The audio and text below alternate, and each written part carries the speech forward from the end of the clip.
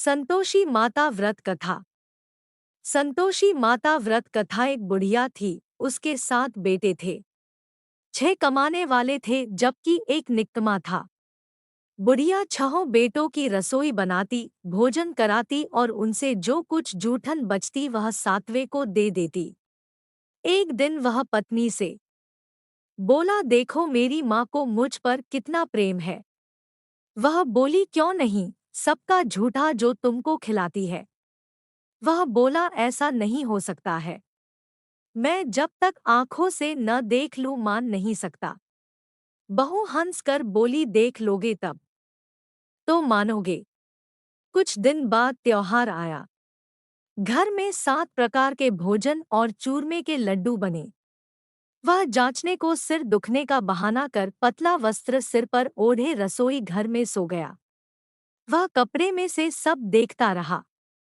6 भाई भोजन करने आए। उसने देखा, माँ ने उनके लिए सुंदर आसन बिछा नाना प्रकार की रसोई परोसी और आग्रह करके उन्हें जमाया। वह देखता रहा। 6 भोजन करके उठे तब माँ ने उनकी झूठी थालियों में से लड्डुओं के टुकड़े उठाकर एक लड्डू बनाया। जूठन साफ कर बुढ़िया माँ ने उसे पुकारा, बेटा 6 भाई भोजन कर गए, अब तू ही बाकी है, उठ तू कब खाएगा। वह कहने लगा, माँ मुझे भोजन नहीं करना, मैं अब परदेश जा रहा हूँ।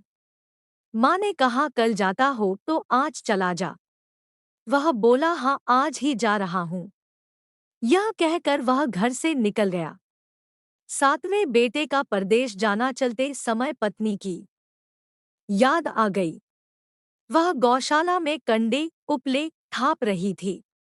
वहां जाकर बोला, हम जावे परदेश आवेंगे कुछ काल, तुम रहियो संतोष से धर्म आपनो पाल। वह बोली, जाओ पिया आनंद से हमारो सोच हटाए, राम भरोसे हम रहे, ईश्वर तुम्हें सहाय।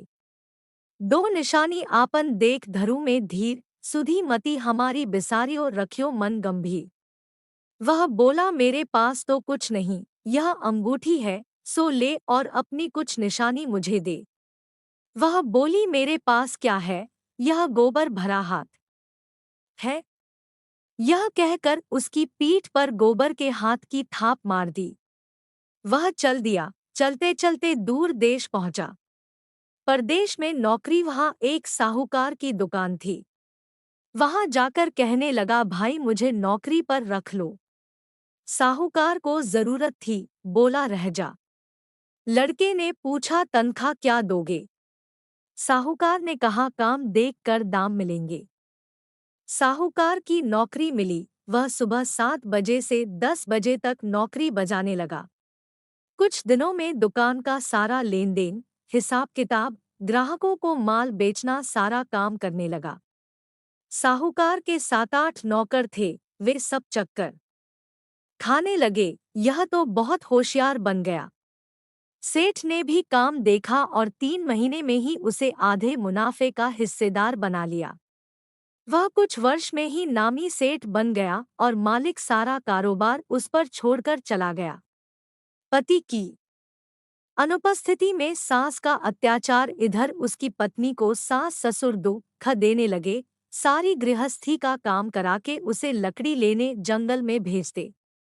इस बीच घर के आटे से जो भूसी निकलती उसकी रोटी बनाकर रख दी जाती और फूटे नारियल की नारेली में पानी। एक दिन वह लकड़ी लेने जा रही थी। रास्ते में बहुत सी स्त्रियां संतोषी माता का व्रत करती दिखाई दी।